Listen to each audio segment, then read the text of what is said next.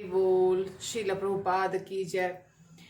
भगवान पृथ्वी पर इस भौतिक दुनिया में अलग अलग कार्यों के लिए अलग अलग प्रकार के अवतार लेते हैं और उसके विभिन्न प्रकार के अवतारों के अलग अलग नाम हैं, जैसे लीलावतार, पुरुषावतार, गुणावतार, मनवंतर अवतार, युगावतार, शक्त्यावेश अवतार। ये सब अलग अलग प्रकार के अवतार हैं।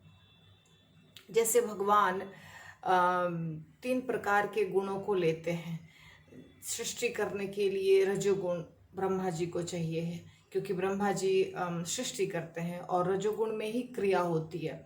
तो इसीलिए ब्रह्मा जी रजोगुण स्वीकार करते हैं और सृष्टि करते हैं, सबकी रचना करते हैं।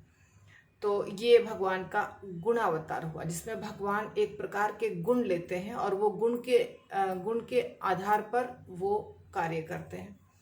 इसी प्रकार शिव जी हैं। शिव जी नाश करते हैं और नाश करने के लिए तमोगुण की ज़रूरत होती है। बिना तमोगुण के विध्वंस नहीं हो सकता है। तो शिव जी तमोगुण लेते हैं और वो एक गुणावतार हैं। और विष्णु भगवान सतोगुण लेते हैं और पालन का कार्य करते हैं, मेंटेनेंस।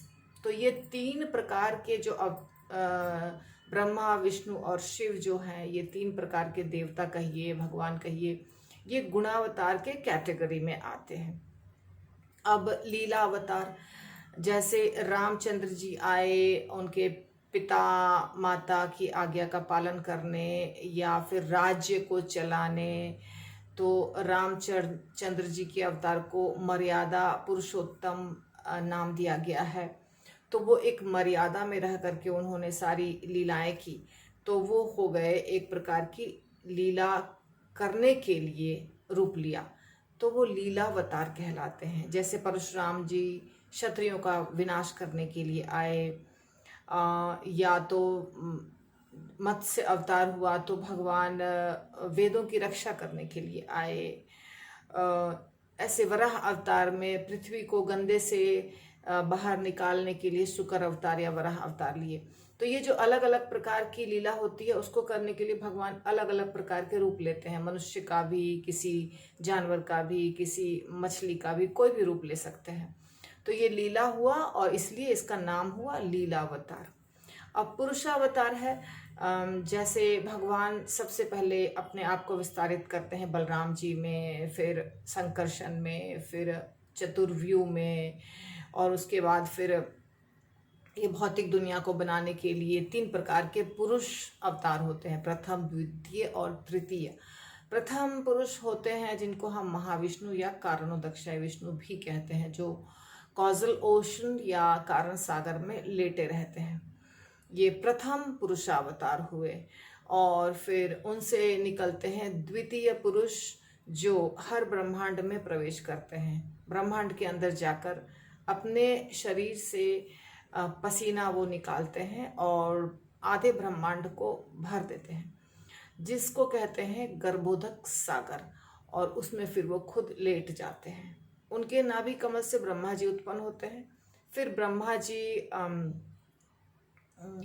सृष्टि करते हैं और गर्भोदक्षाय विष्णु से ही एक और विष्णु प्रकट होते हैं, जिनको हम कहते हैं तृतीय पुरुष या क्षीरोदक्षाय विष्णु। वो क्षीर सागर में लेटते हैं।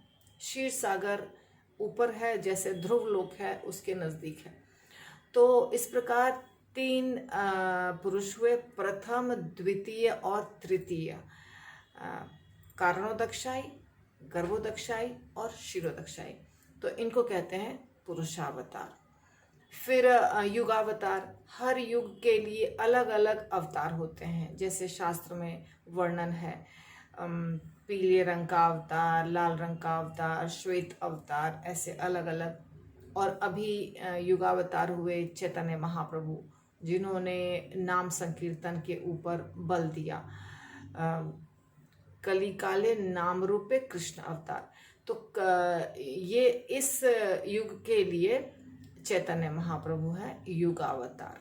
तो हर युग के लिए अलग अलग अवतार होते हैं, उनको हम युगावतार कहते हैं।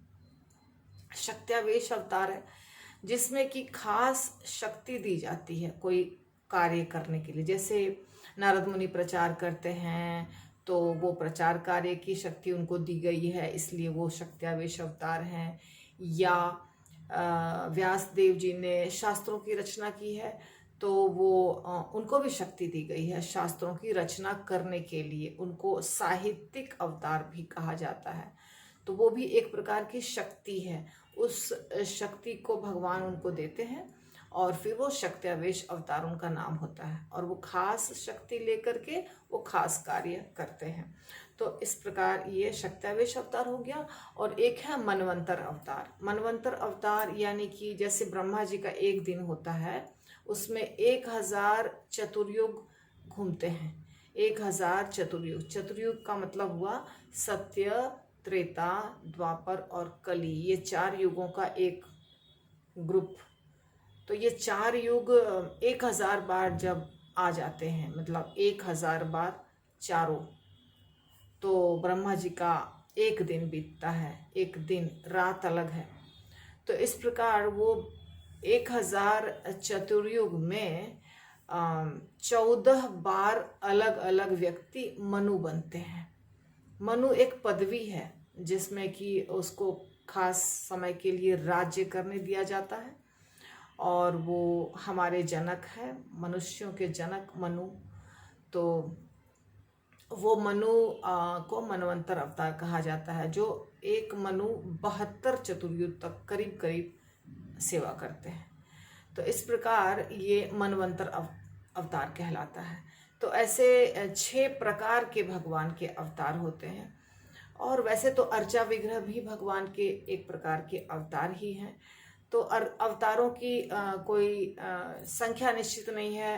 भगवान अपने इच्छा से बिना बताए भी, जिसमें शास्त्र का वर्णन नहीं है, वैसा भी रूप लेके चले आते हैं कभी कभी।